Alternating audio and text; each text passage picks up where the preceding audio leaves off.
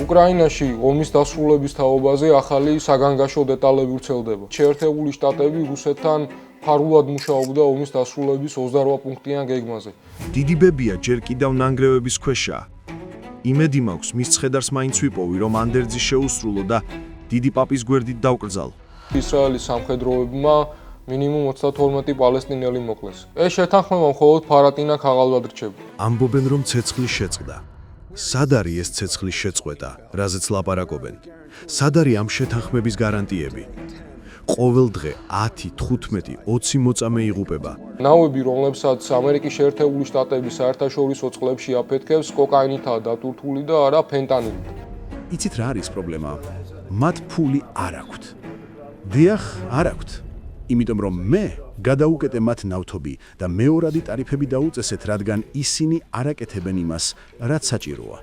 2015 წელს, როდესაც ტრამპი კანდიდატად დასახელდა, ეპშტეინი რეპორტიორს თავაზობდა იმ ფოტოებს გაჩვენებთ, რომელშიც ტრამპი ბიკინში გამოწყობილ გოგონებთან ერთად ჩემს სამზარეულოში პოზირებს.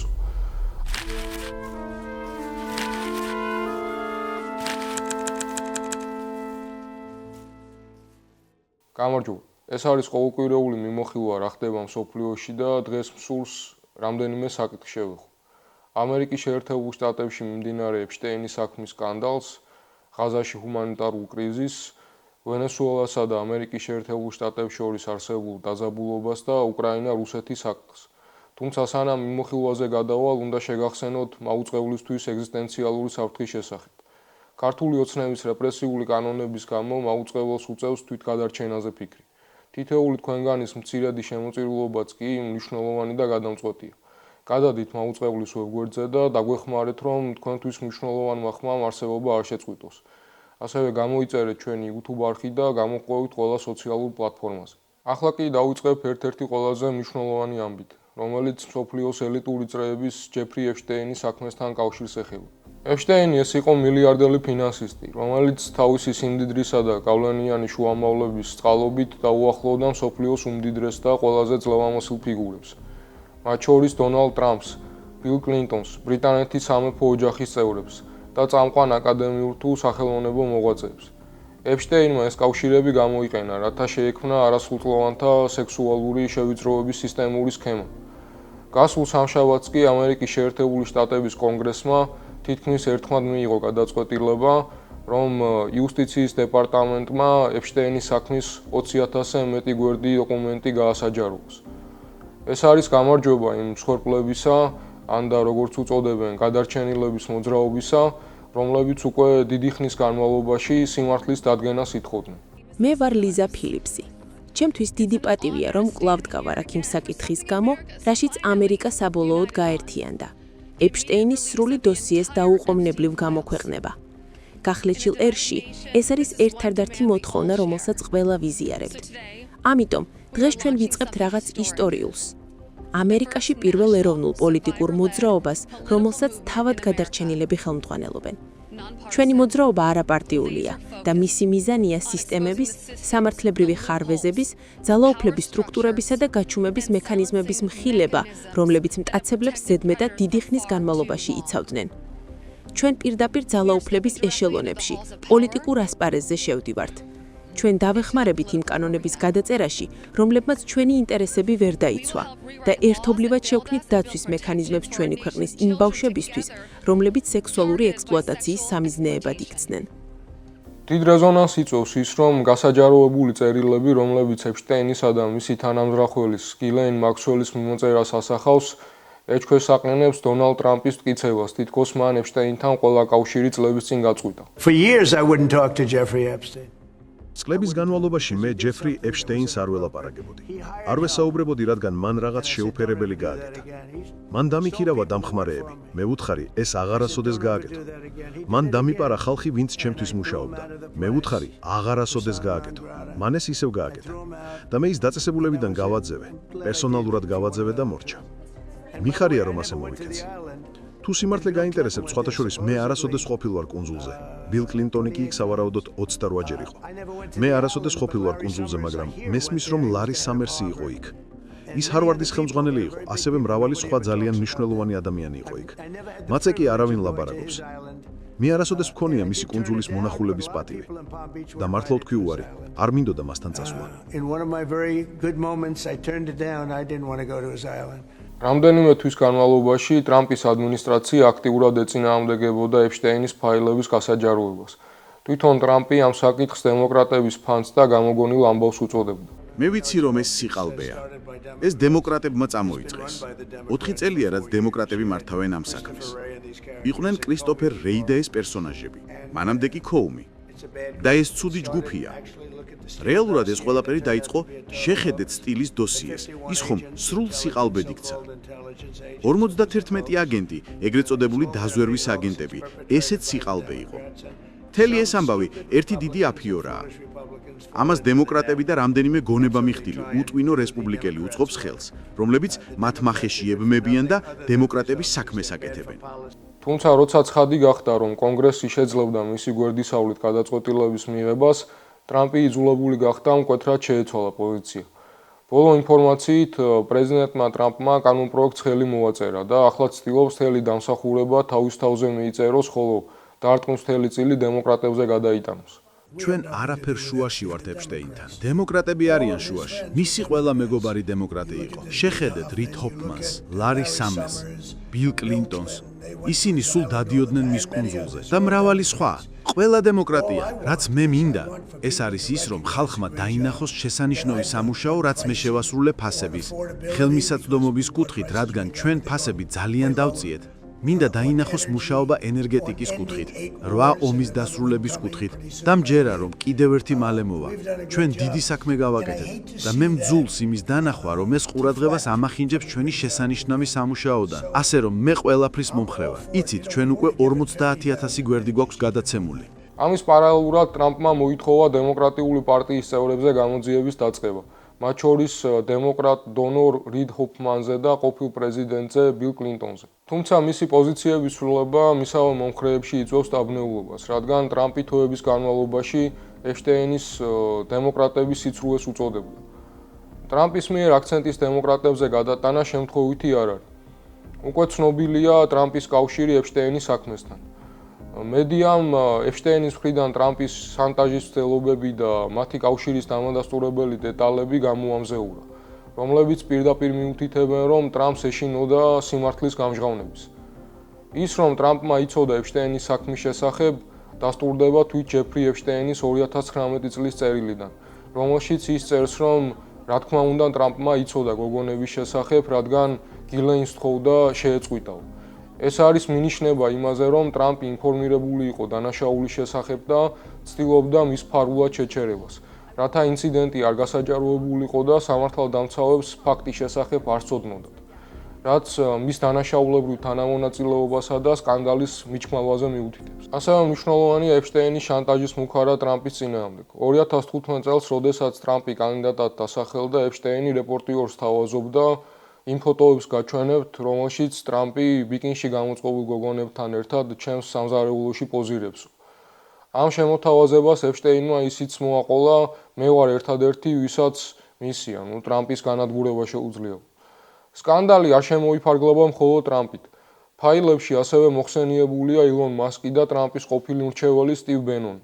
ეს ადასტურებს, რომ კავშირები მოიცავდა როგორც პოლიტიკურ ფიგურებს, ისე მილიარდელებს, რაც ხაზს უსვამს სისტემის უზარმაზარ მასშტაბებს. ეპშტეინის საქმე საბოლოო ჯამში არ არის მხოლოდ სექსუალური დანაშაულის ისტორია. ეს არის ამბავი მის შესახებ, თუ როგორ იყენებს გლობალური ელიტა საკუთარ ძალაუფლებას, რათა დაფაროს დანაშაული და შეინარჩუნოს ხელშეუხებლობა.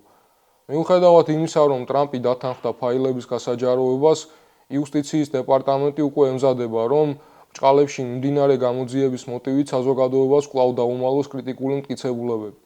ეს არის ამორალური და გახსნილი სისტემის მცდელობა კიდევ ერთხელ დაიცვას საკუთარი თავის აჯანო ხილებისგან.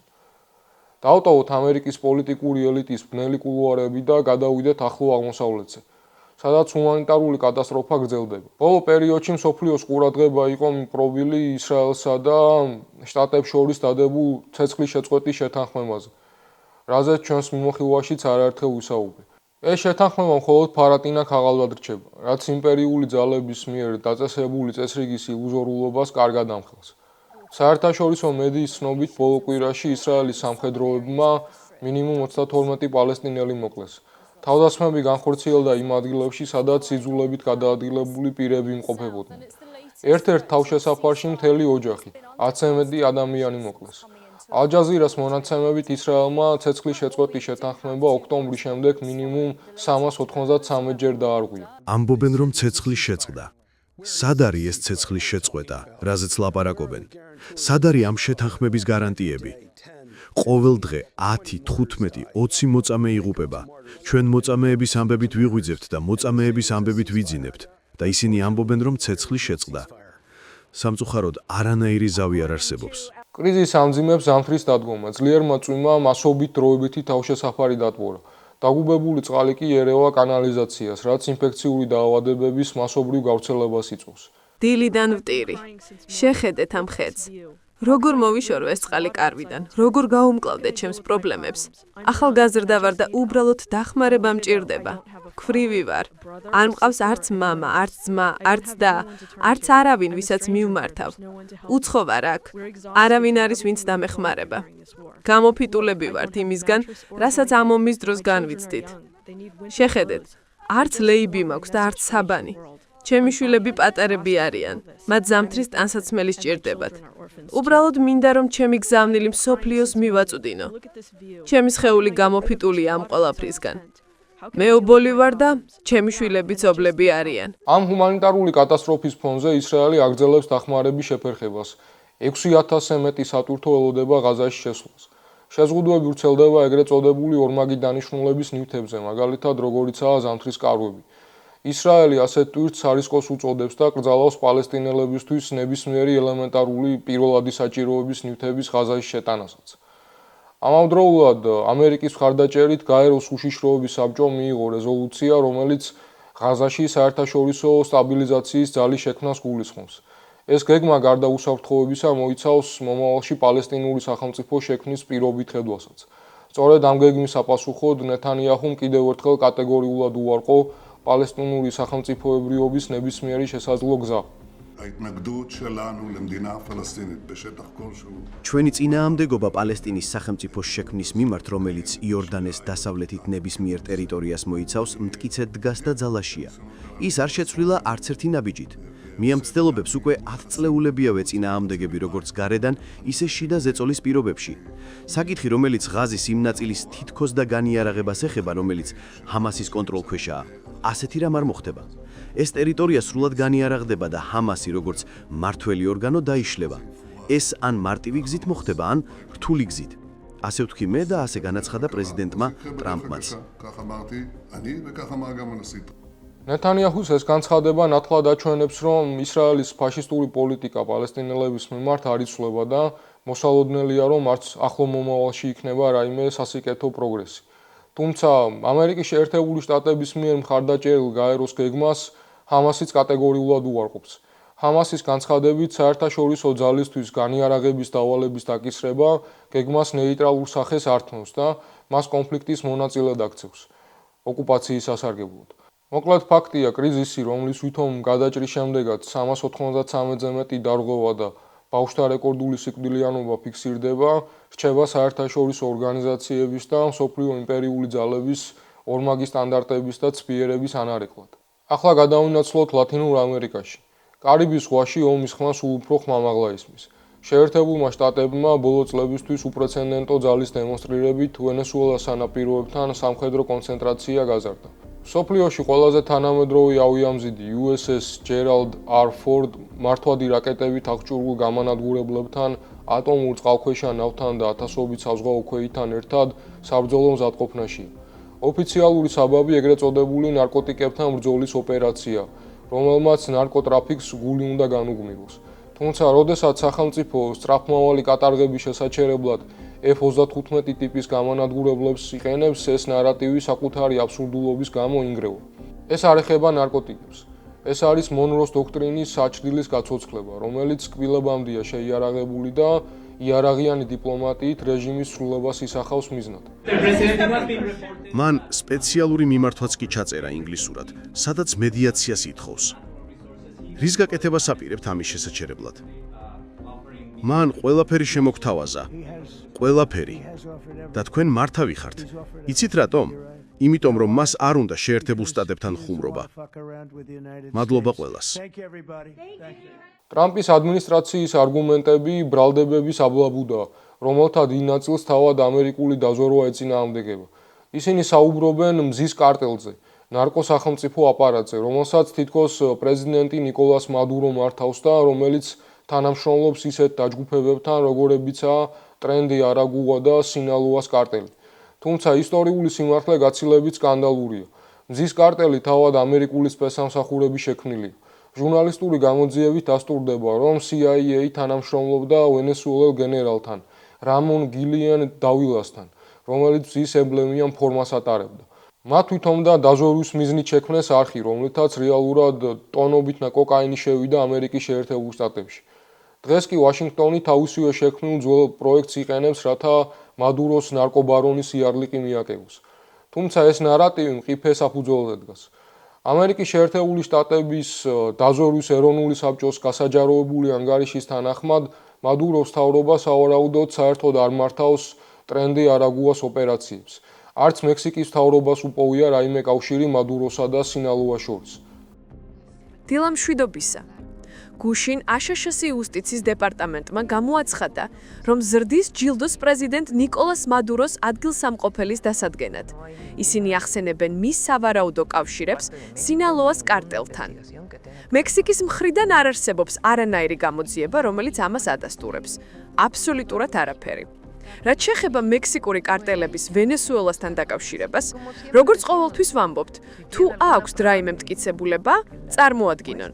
ჩვენ მსგავსი არაფერი მოგვეპოვება. რაც მთავარია, ნავები, რომლებსაც ამერიკის შეერთებული შტატები საერთაშორისო წყლებში აფეთქებს, კოკაინითაა დატვირთული და არა ფენტანილით. პრეპარატით, რომელიც ამერიკის ზედოზირების კრიზისის მთავარი მიზეზია და რომელიც მექსიკურ ლაბორატორიებში მზადდება. ცხადია, ამერიკის შეერთებული შტატების მიზანი არაა ნარკოტრაფიკის განადგურება, არამედ როგორც ყოველთვის რესურსებზე კონტროლის მოპოვება. ამ მოტივს არც ვენესუელური ოპოზიცია მალავს. მარია კორინა მაჩადომ მაიამიში ადამ სმიტის ცენტრში გამართულ ბიზნეს კონფერენციაზე ღიად განაცხადა: ჩვენ გავხსნით ყველაფერს ნავთობს, გაზს, ოქროს, ინფრასტრუქტურას უცხოური კომპანიებისთვის. მან პირდაპირ შესთავაზა მულტინაციონალურ კორპორაციებს ქვეყნის პრივატიზაცია, თუ კი ის ამერიკული ტანკების დახმარებით მოვა ხელისუფლებაში. ვენესუელა მსოფლიოში დადასტურებული ნავთობის ყველაზე დიდი მარაგის მფლობელია. ათწლეულების განმავლობაში ეს სიმდიდრე იმართებოდა ამერიკულ გიგანტებთან დადებული კორუფციული გარიგებებით. ეს სიმბიოზური ურთიერთობა უგო ჩავესის რევოლუციით დაირღვა. მისმა რესურსების ნაციონალიზაციამ და სოციალურმა გადანაწილებამ თავიდან სიღარიბე შეამცირა, მაგრამ საკუთარ განადგურების საფუძველსაც დაუდო სათავე. ჩავესმა ინდუსტრიის ტექნიკური პოტენციალი გამოფიტა და ქვეყანა ნავთობის ფასების ცვლილებაზე ფატალურად დამოკიდებული გახადა. ნიკოლას მადუროს აღზევება ნავთობის ფასების გლობალურ კატასტროფულ ვარდნას დაემთხვა. შედეგი ეკონომიკური აპოკალიფსი იყო.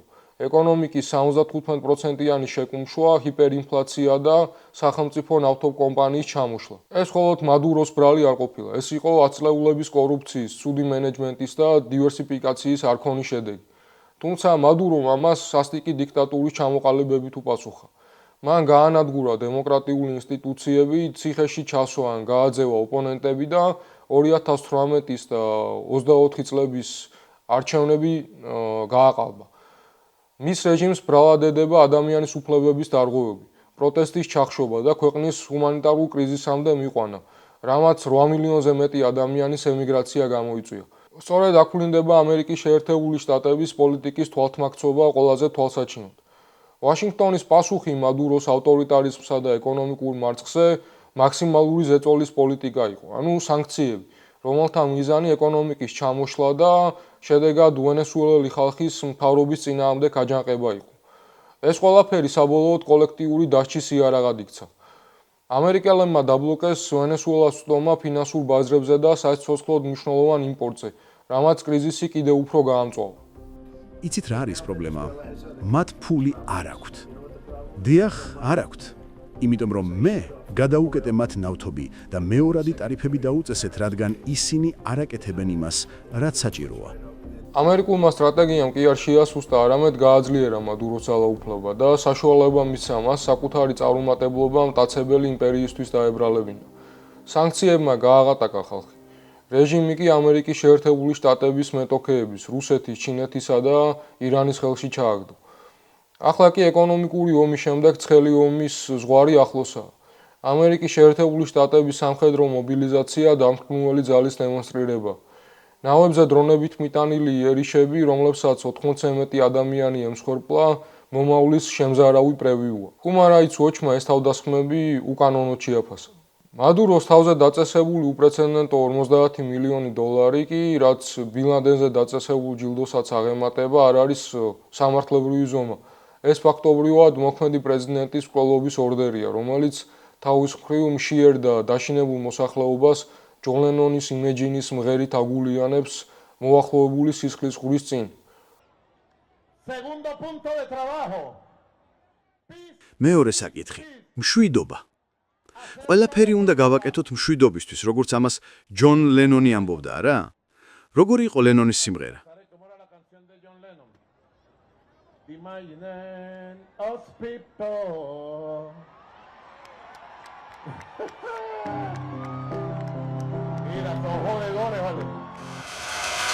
ნახეთ, რა ტიპები არიან. რა ლამაზი სიმღერაა, რა ტექსტია ახალგაზრდებისთვის. მოძებნეთ ლექსები. ეს არის შთაგონება ყველა დროისთვის. ეს არის ჰიმნი ყველა ეპოქისა და თაობისთვის, რომელიც ჯონ ლენონმა კაცობრიობას საჩუქრად დაუტოვა. დიდება დიდი პოეტისა და მუსიკოსის ჯონ ლენონის მარადიულ ხსოვნას. ვენესუელელი ხალხი მომწყდეულია სასტიკ კლეპტოკრატიულ მთავრობასა და ამერიკის საგარეო პოლიტიკას შორის, რომლის მიზანიც მათი რესურსებისა და სუვერენიტეტის კონტროლია. გამოსავალი ვერ იქნება სამხედრო ინტერვენცია, ან კიდევ უფრო მძიმე სანქციები. საჭიროა დეესკალაცია, ბლოკადის დასრულება და რეალური მრავალმხრივი დიპლომატია, რომელიც პატივსცემს ვენესუელელი ხალხის სუვერენიტეტს. ვენესუელელი ხალხის მხარდაჭერა ნიშნავს დაპირისპირებას როგორც მადუროს რეჟიმთან, ისე ამერიკის შეერთებული შტატების საომარ მანქანასთან. ბრძოლა თავისუფლებისთვის ორ ფრონტზე გადის, შიდამჩაგვრელისა და გარე იმპერიალისტის წინააღმდეგ. კარიბის ზღვაში ატეხილი ქარიშხალი კი ლათინური ამერიკისთვის შეხსენებაა, რომ იმპერია არსად წასულა, ის უბრალოდ საბაბს ელოდა, რომ ცეცხლითა და מחვილით დაბრუნებულიყო. თუ ერთი მხრივ ვენესუელაში ამერიკის შეერთებული შტატების იმპერიალისტურ ზრახებს ვადევნებთ, თვალს ევროპაში რუსეთის აგრესია გრძელდება. ამ ორივე სიტუაციაში მსხვერპლი მშვიდობიანი მოქალაქეა, ხოლო დიპლომატიური გადაწყვეტები მხოლოდ დიდი სახელმწიფოების ინტერესებს ემსახურება. რამდენიმე სიტყვით შევეხები უკრაინა რუსეთის საკითხსაც. უკრაინაში ომის დასრულების თაობაზე ახალი საგანგაშო დეტალები ვრცელდება. გამოცემა აქსიოსის ინფორმაციით შეერთებული შტატები რუსეთთან ფარულად მუშაობდა ომის დასრულების 28 პუნქტიან გეგმაზე. ეს ინიციატივა ნაწილობრივ ღაზაში მიმდინარე მოლაპარაკებების მოდელით არის შთაგონებული. რუსეთის ოფიციალური წარმომადგენელი კირილ დიმიტრევი ოპტიმიზმს გამოთქვამს, რადგან მისი თქმით ამ გეგმაში რუსული პოზიცია ნამდვილად ისმის. ეს გეგმა, რომელიც 4 ძირითად მიმართულებას მოიცავს: მშვიდობა უკრაინაში, უსაფრთხოების გარანტიები, ევროპული უსაფრთხოება და ამერიკა-რუსეთის მომავალი ურთიერთობები, უკრაინისთვის მძიმე დათმობებს გულისხმობს. ფარული გარიგების არსი უკრაინისთვის კაპიტულაციას ნიშნავს. არაერთი წყაროს ცნობით გეგმა კიევს ავალდებულებს დათმოს ტერიტორია რუსეთის სასარგებლოდ. მათ შორის ის ტერიტორიები, რომლებსაც უკრაინა ამჟამად აკონტროლებს აღმოსავლეთ დონბასში. შეამცირო შეიარაღებული ძალების ზომა ორჯერ. უარი თქვას შორმანძილზე მოქმედ იარაღზე, აკრძალოს უცხოური ჯარების ყოფნა უკრაინის ტერიტორიაზე, რაც რისკის ქვეშ აყენებს საფრანგეთ-ბრიტანეთის მიერ შეთავაზებულ უსაფრთხოების გარანტიას. ამ გეგმას, რომელიც უკრაინის კონსტიტუციასაც კი ეწინააღმდეგება, როგორც ცნობილია, ევროპელებმა უკვე უარით უპასუხეს. საფრანგეთის საგარეო საქმეთა მინისტრმა მკაფიოდ განაცხადა, მშვიდობა არ შეიძლება იყოს კაპიტულაცია. ევროპელი დიპლომატები მოითხოვენ, რომ მათ მიიღონ მონაწილეობა მოლაპარაკებებში, რადგან საფრთხე ევროპის უსაფრთხოებასაც ემუქრება. ეს ცინიკური გეგმა პრეზიდენტ ზელენსკის ყველაზე მძიმე პერიოდს დაემთხვა. რუსეთი ტრამპის ადმინისტრაციასთან ერთად ცდილობს ზელენსკის სისუსტე გამოიყენოს, რომელიც საშინაო კორუფციული სკანდალების ფონზე დადგა. რუსული მედია ღიად ზეიმობს, რომ კორუფცია გახდა ვაშინგტონისთვის ბერკეტი, რათა კიევს მიუღებელი პირობები თავს მოახვიონ. ამ დიპლომატიური ზეწოლის პარალელურად რუსეთმა განაახლა სარაკეტო ტერორი.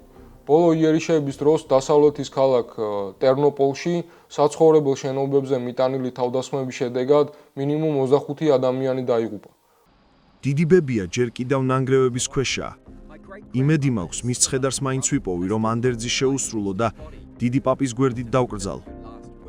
ყველა გარბოდა და თავს ისე შველოდა, როგორც შეეძლო, მაგრამ იმ წამს არც მიფიქრია საშიში იყო თუ არა იქ ყოფნა.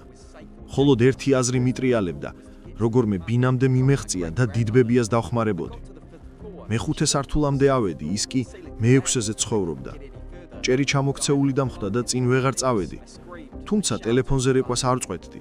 მხოლოდ ზუმერის ხმა მესმოდა. ყვიროდი, ვეძახდი, მაგრამ აღარაფერი დარჩა. იქ, სადაც მისი ბინა იყო, ახლა მხოლოდ სიცარიელეა. დღევანდელი სურათი, რომელიც ეფშტეინის კუნძულიდან ღაზას ნანგრევებამდე და კარაკასიდან კიევამდე იშლება, ერთიანი და შემზარავია. ჩვენ ხედავთ მსოფლიო წესრიგს, სადაც სამართალი მხოლოდ ძლიერთა პრივილეგია, ხოლო მშვიდობა კულისებში დადებული გარიგებების შედეგი. იქნება ეს ამერიკული ელიტის მორალური გახსნილება და დანაშაულის მიჩქმალვა, ღაზაში მიმდინარე გენოციდზე თვალის დახუჭვა, ვენესუელაში ნავთობისთვის შენიღბული ჯვაროსნული ლაშქრობა თუ უკრაინისთვის თავსმოხვეული კაპიტულაცია, ყველგან ერთი და იგივე ხელწერა იკვეთება. იმპერიული ძალები და ოლიგარქიული ჯგუფები საკუთარ ინტერესებს მილიონობით უდანაშაულო ადამიანის სიცოცხლის ფასად იკმაყოფილებენ. დღეს როგორც არასდროს ნათელია, რომ ოფიციალური ტრიბუნებიდან გახმაურებული ლოზუნგები ხშირად მხოლოდ ფასადია, რომლის მიღმაც რესურსების გადანაწილება და დატაცება, გავლენის სფეროებისთვის ბრძოლა მიმდინარეობს. ჩვენი ვალია ამ ფასადს მიღმა უყუროთ და ვამხილოთ ის სისტემა, რომელიც ადამიანებს მხოლოდ სტატისტიკად, ხოლო ქვეყნებს სავაჭრო მონეტად აღიქვამს. გემშვიდობებით ერთი კვირით, კომენტარებში დაწერეთ თქვენი მოსაზრებები და გამოყევით მაუწყებლის YouTube არხს. დროებით.